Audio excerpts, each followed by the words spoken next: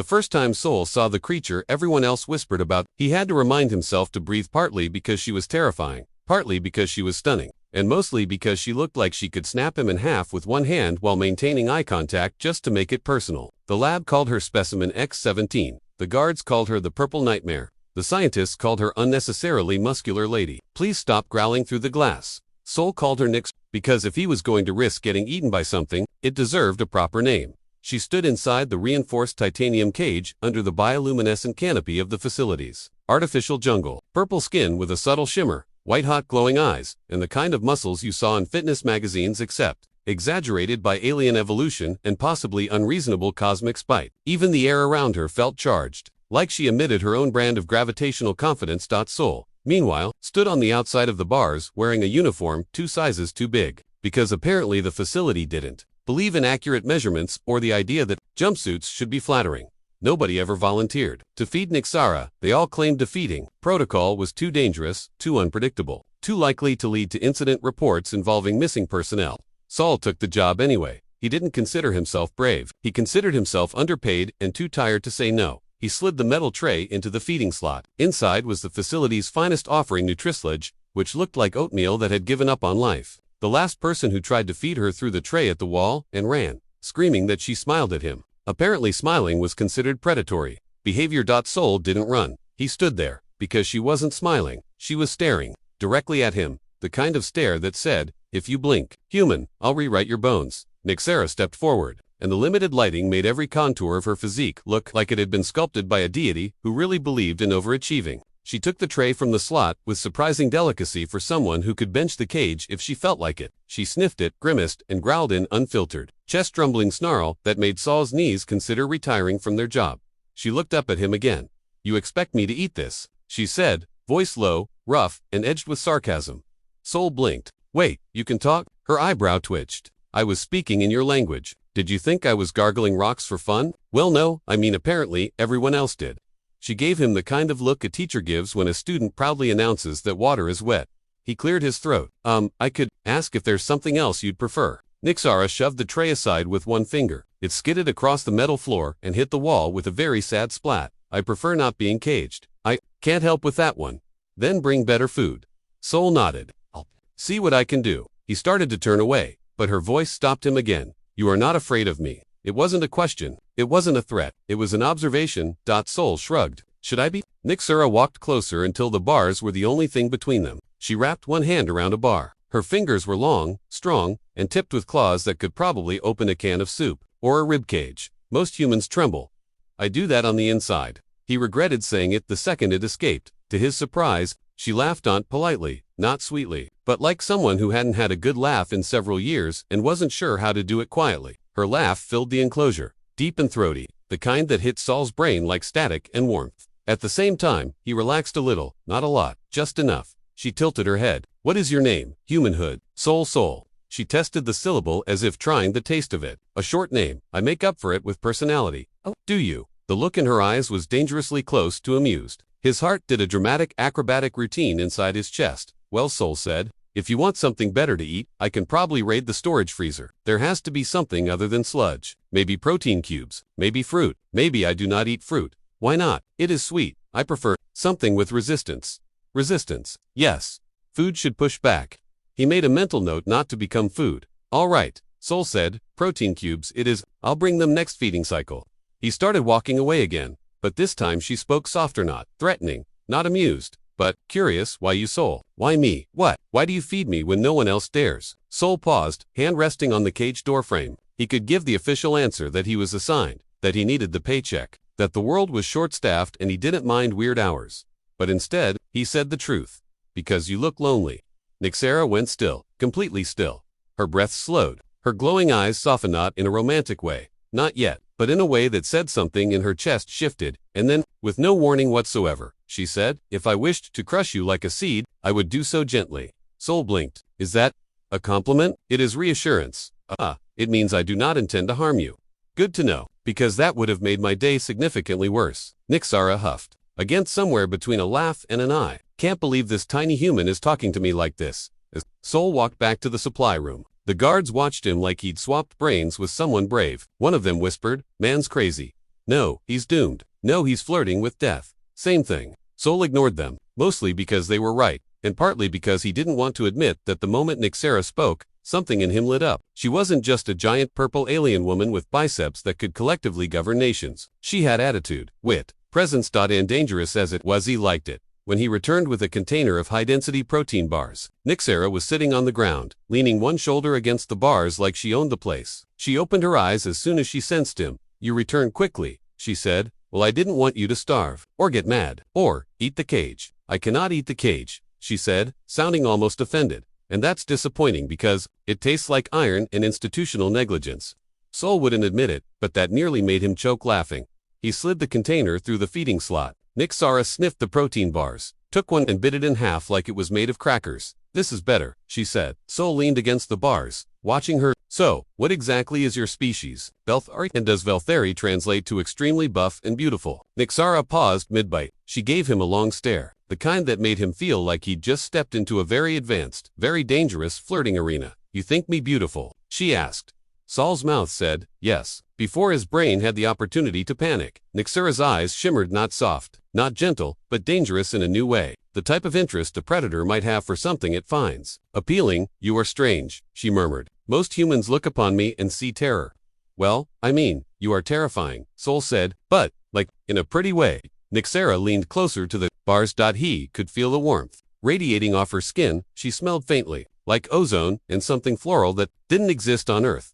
And you, she said slowly, are small, fragile, overconfident. I prefer fun-sized. Fun-sized, she repeated, amusement curling her lips.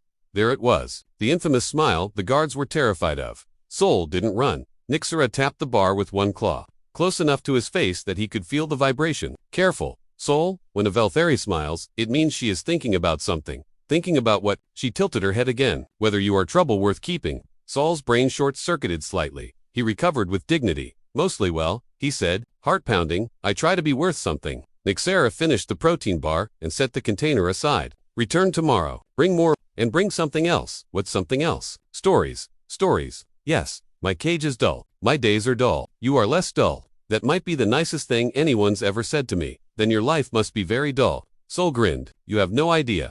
As he walked out of the enclosure area, Nyxara watched him go, not with hostility, not with amusement, but with a complicated expression he couldn't quite identify. Interest, curiosity, maybe, hunger. But the emotional kind. Probably, he single quotes taken 10 steps before Nyxara spoke again, voice echoing across the metal floor. Sol, he turned back. If you continue to feed me, she said, your life will change.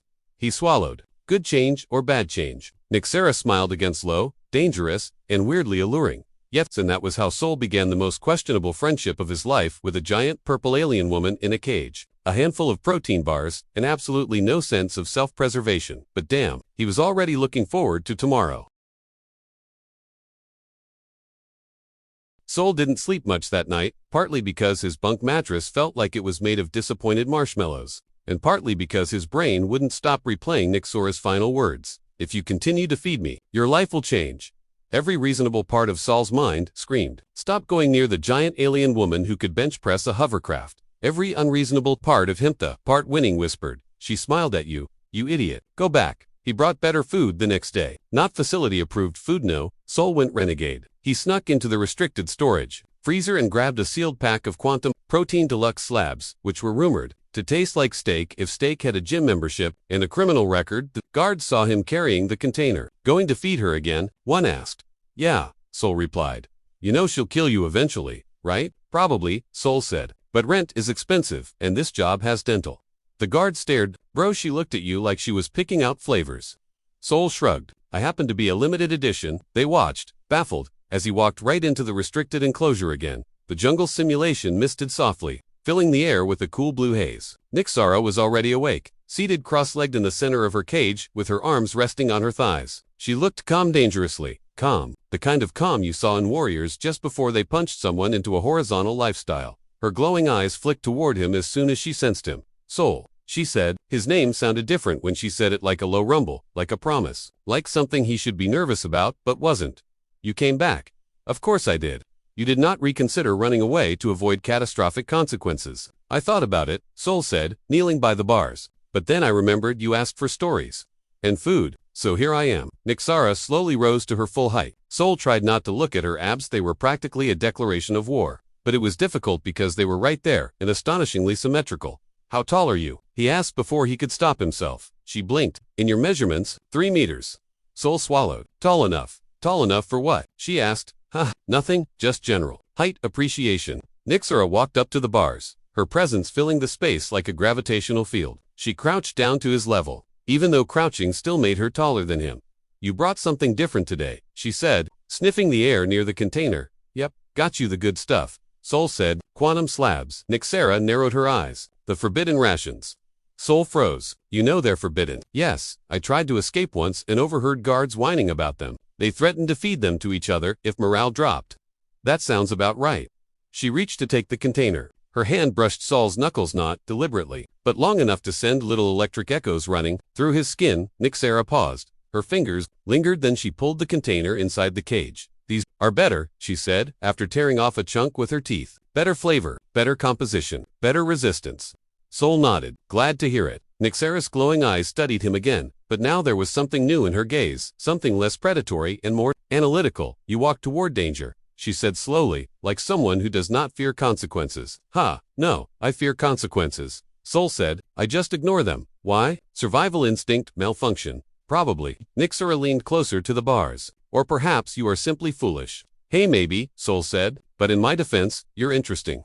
Interesting, she repeated softly, like trying to understand the word. Yeah, you're not like the others here. I should hope not. No, I don't mean that, Sol corrected. I mean, you're not just some scary alien. You're funny, and you talk, and you think, and you're sarcastic, and you're really something. Nyxara's expression changed, her eyes dimmed slightly, not in sadness but in introspection. You speak to me differently from the others, she said. How do they speak to you? From a distance, through speakers, through thick glass, through protocols. She looked down at her hands. Not one has approached me without fear. Fear's boring, Sol said. Curiosity's way more fun. She chuckled again, that deep, resonant sound that made Sol want to hear it again immediately. What story did you bring today? She asked. Sol sat cross-legged in front of the cage. Oh, I've got a good one. I want a story of humans, she said. Your people amuse me. You are small, but chaotic. Sol grinned. All right, perfect. I'll tell you the story of my last job before this one. Nyxara settled against the bars like someone settling into a lounge chair, specifically designed to look intimidating. This should be entertaining, she said. Oh, it is, Sol said. So, picture this. Me, a forklift, 3 crates of radioactive melons. What is a melon? It's like a fruit, but spherical and with questionable intentions. Nyxara nodded slowly, as if learning about melons was a solemn moment. So Sol continued. My supervisor says, Sol, whatever you do, don't hit the red button. And you know what happens when someone tells you not to hit something. You hit it, Nyxara guessed. No, someone else hit it. But guess who got blamed? Nyxara's expression darkened. Did you destroy the melons? Yes. And the forklift, and part of the loading bay? She looked genuinely impressed. You caused destruction. Without even trying, it's a talent. Nyxara leaned even closer. I admire that. Sol blinked. You admire my ability to accidentally ruin industrial equipment? Yes. Well, good, because it happens a lot. Nyxara finished the last protein slab, licking a tiny bit from her fingertip, in a way that was definitely not intentionally seductive but still triggered Sol's fight-or-flirt reflex. Her gaze softened, dangerously softly. Tell me another, she said. A story about something personal, something private. Private. Like what? Like your life, before this place? Sol rubbed the back of his neck. Okay, personal story, private story. He paused, then sighed. All right, there was this girl. Nyxara's expression sharpened instantly. A female human? Yeah. She leaned forward. Describe her. Sol blinked. She had hair, most do, and eyes, also common. And you know, she was nice. Nyxara frowned. You are terrible at descriptions. She broke up with me, Sol said. That helped. Nyxara blinked. You tell this as if it is a tragedy. It wasn't tragic, more like educational. How did this human female end your bonding? She said. Sol answered. Sol, you're sweet, but also chaotic, and distracting, and confusing, and weird. Nyxara raised a brow ridge. These are good traits. That's what I thought. Nyxara studied him for a long, long moment. Did she not appreciate you? I think she appreciated me. She just didn't know what to do with me. Nyxara let out a low, thoughtful hum. Humans are strange. She left because you were too much. But I believe humans who are too much are the ones most worth keeping. Sol looked away for a moment. The words hit him in a place he wasn't expecting. You think so? Nyxara's voice softened barely. But enough. I know so. A moment passed between them, quiet, charged, unspoken. Then Nyxara ruined it in the best possible way. Of course, she added, if she could not handle you, she would die instantly if she met me. Sol snorted. True, perhaps I should thank her, Nyxara said. If she had kept you, you would not be here to feed me. Wow, that's darkly romantic. That was not romance. That was logic. Sure it was. Nyxara's lips twitched. Perhaps a little romance. Their eyes met again, and Sol felt something pull tight in the air like a wire. Like tension, like anticipation.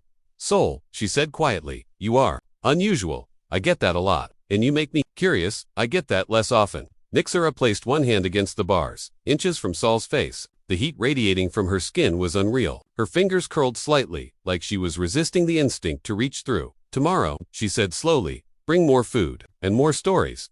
Okay, and bring yourself. Sol blinked. I was planning on that part. Good, Nyxara murmured, because I find myself wanting you to return. Sol's heart did a full somersault. Yeah, he said softly, I want to come back. Nyxara tilted her head, studying him as if memorizing his shape. Then tomorrow, she said, do not be late. Sol stood, backing away slowly. Not taking his eyes off her, Nyxara didn't look away either, and for the first time, Sol felt something shifts, something enormous, something dangerous, something magnetic. Something that wasn't just curiosity, something that was becoming something else. He walked toward the exit. She watched him until he disappeared, and Sol left the enclosure thinking only one thing. He wasn't feeding a monster anymore, he was feeding a connection.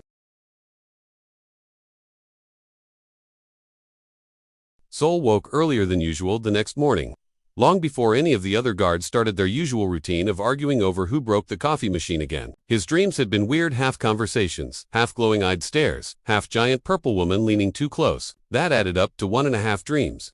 But Sol was too tired to be bothered by math. He made his way to the restricted storage again, this time grabbing even more quantum protein deluxe slabs, 2 ration bars labeled for emergencies only, and a small container of fruit he wasn't supposed to take. He wasn't sure if Nyxara could even digest fruit, but he figured if she couldn't, she would simply crush the fruit into atoms and politely inform him. That was progress. Sol almost ran to the enclosure. The jungle mist was thicker today, glowing faintly with an ultraviolet tint that made the trees look even more alien than the alien. Nyxara was already awake, standing right near the bars, like she'd been waiting. Not like she had been waiting.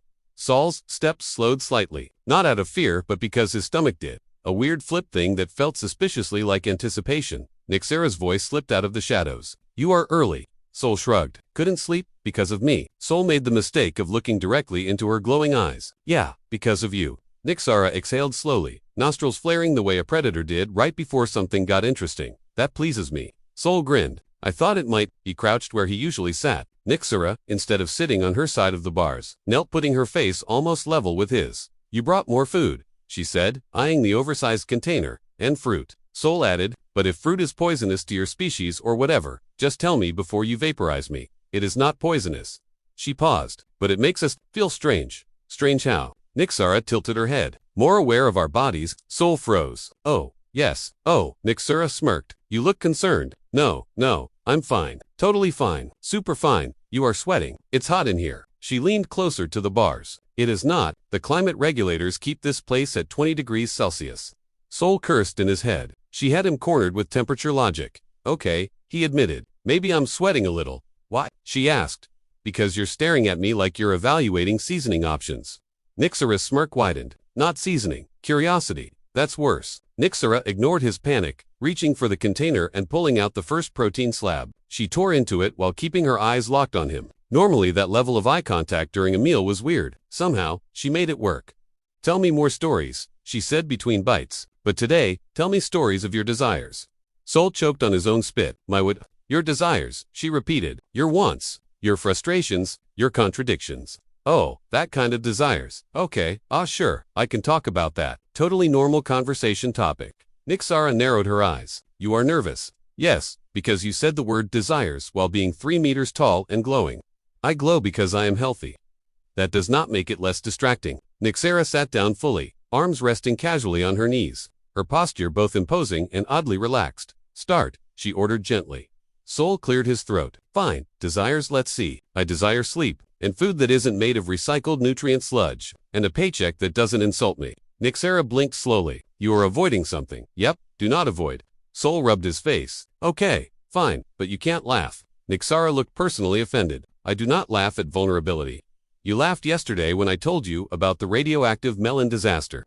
That was not vulnerability. That was entertainment. Fair enough. Sol looked down at his hands. I desire connection, he finally said. Real connection. Not the, we talk about work and pretend it's friendship kind. Not the romance until someone gets bored kind. Something that feels alive. Nyxara didn't respond immediately. Instead, she scooted closer, so close that her knees touched the bars. And you think you cannot find this among your own species? Can you blame me? Nyxara considered that. Humans confuse me. They chase things and then run from them. They want things and then sabotage them. Yeah, that's accurate. You are different, she said. Different, good, or different, disastrous. Both, Nyxara said, but mostly good. She tore into another protein slab, then added casually, I desire connection as well. Sol nearly fell backward. White you do, yes, though it is. Different for my kind, how different? Nyxara leaned her face closer to the bars again, her breath warm.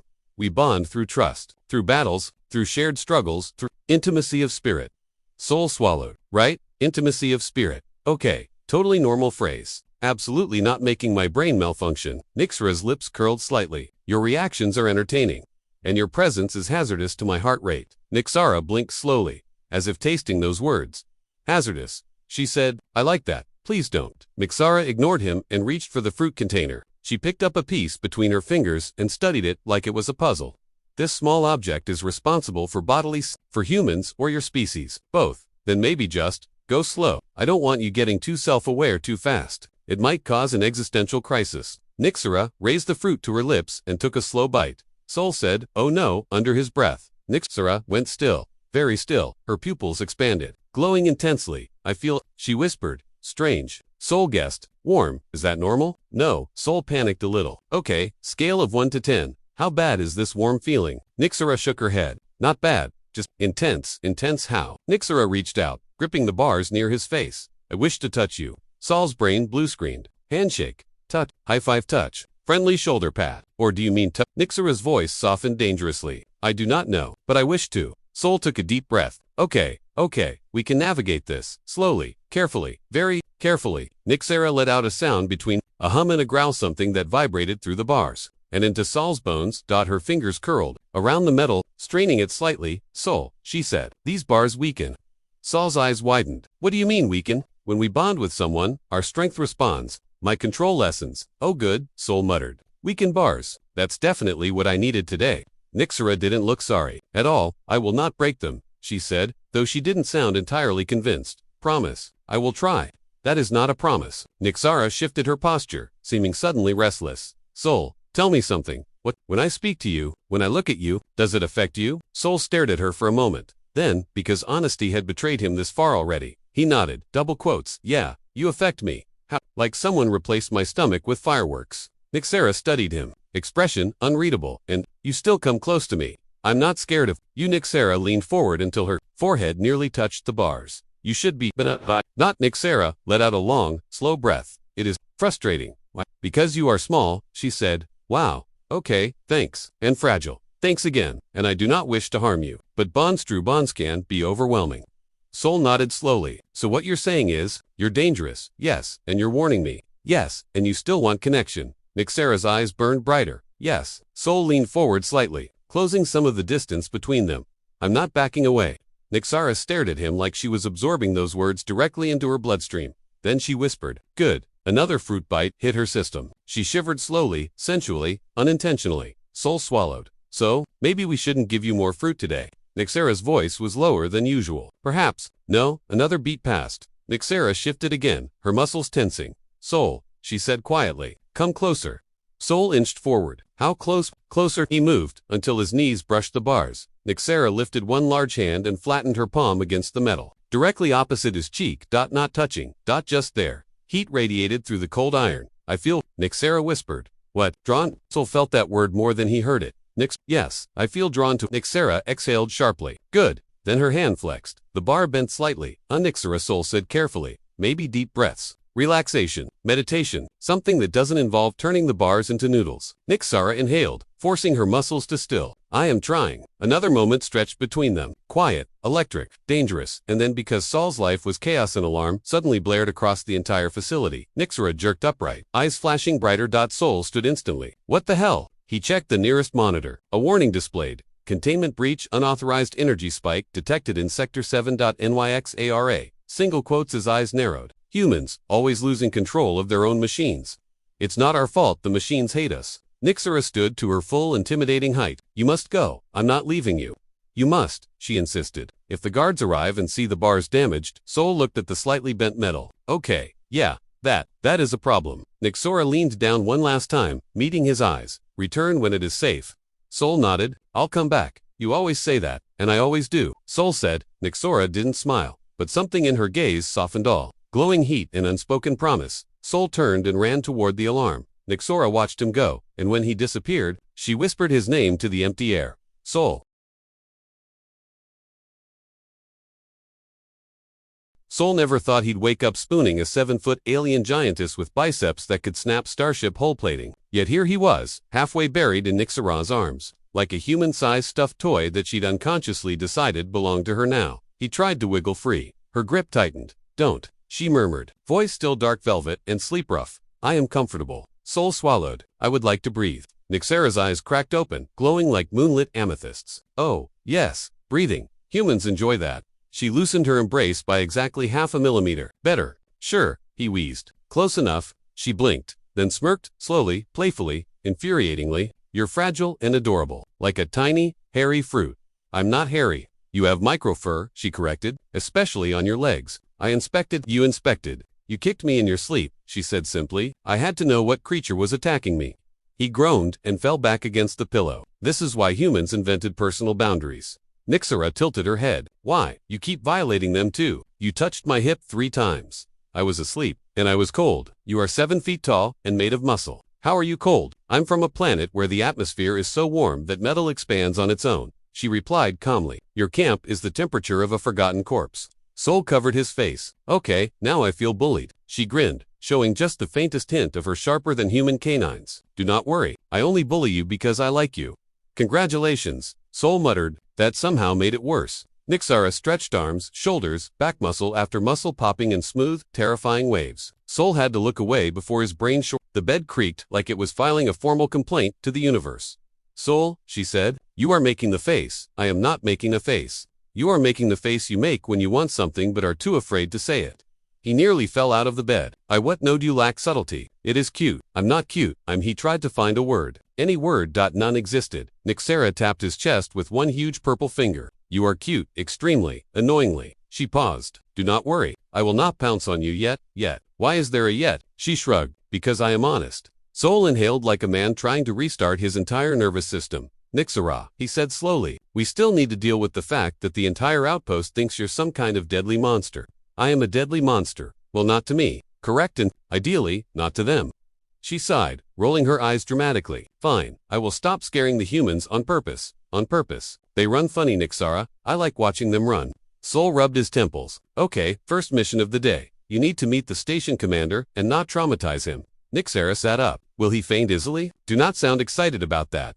I am merely evaluating entertainment value. No entertaining, Sol warned. No intimidation. No looming. But looming is how I say hello. Absolutely not. Nyxara sighed like a disappointed thunderstorm. Humans have too many rules. Humans have too many ways to die, he corrected.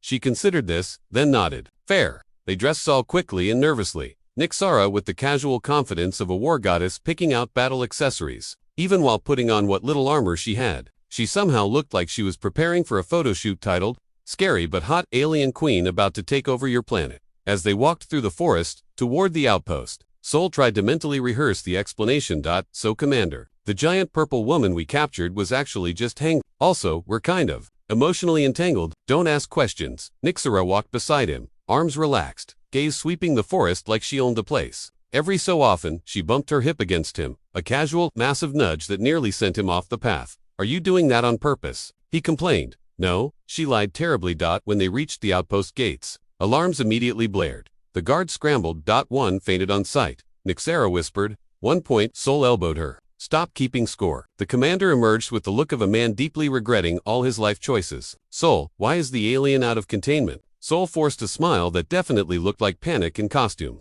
She's friendly now. The commander blinked. Twice. Friendly, yes, Sol said. Very friendly. Nyxara crossed her arms, which unintentionally made her biceps swell to the size of human torpedoes. I have agreed not to break any of you, she announced. The commander turned sheet white. Not to break, she's joking, Sol said quickly. I am not joking, Nyxara said calmly. But I can pretend that I am joking if it helps. It does help, Sol said through clenched teeth. Please pretend. Nyxara nodded and turned back to the commander with the stiffest, most unnatural attempt at a friendly smile Sol had ever witnessed. She looked like she was about to bite something. The commander stepped behind a guard for safety. Sol sighed. This is going great. But the universe of her chaotic decided to make it worse. A deep metallic rumble shook the ground. Something enormous was moving outside the perimeter. Vines cracked. Branches snapped. The forest trembled. Nyxara froze. Sol looked up at her. That wasn't you, right? She shook her head slowly. That is a Zorathian predator. They hunt females of my species. Sol paled. Why? For reproduction. Reproduction. She nodded. Violent reproduction. Well, that's horrifying. It is traditional. That does not make it better. The trees exploded as a monstrous creature, like a giant armored beast crossed with a nightmare and dipped in. Adrenaline charged toward the outpost. Guards screamed. The commander fainted again. Sol grabbed Nyxara's hand. Instinctively, she squeezed back protectively. Then, she stepped forward, eyes blazing. Stay behind me, she ordered. The creature roared. Shaking the air, Nyxara roared back loud enough that every guard ducked, every bird fled. And Sol immediately regretted all his choices in life, but also felt weirdly proud. The two alien titans collided. Metal hard claws slashed. Nyxara dodged, countered, and slammed the beast into the dirt hard enough to create a crater. Sol watched with a mix of terror and awe. I am so into her, he whispered. Nyxara fought brutally, efficiently, beautifully every move, a combination of lethal instinct and raw power. But the predator was enormous, and angry, and persistent. Sol's heart raced as the beast pinned her. Momentarily, without thinking, because thinking would have prevented the stupidity. Sol grabbed a stun rifle and ran straight toward the fight. Hey, ugly, pick on someone your own. He aimed, fired, and the rifle jolted him backward.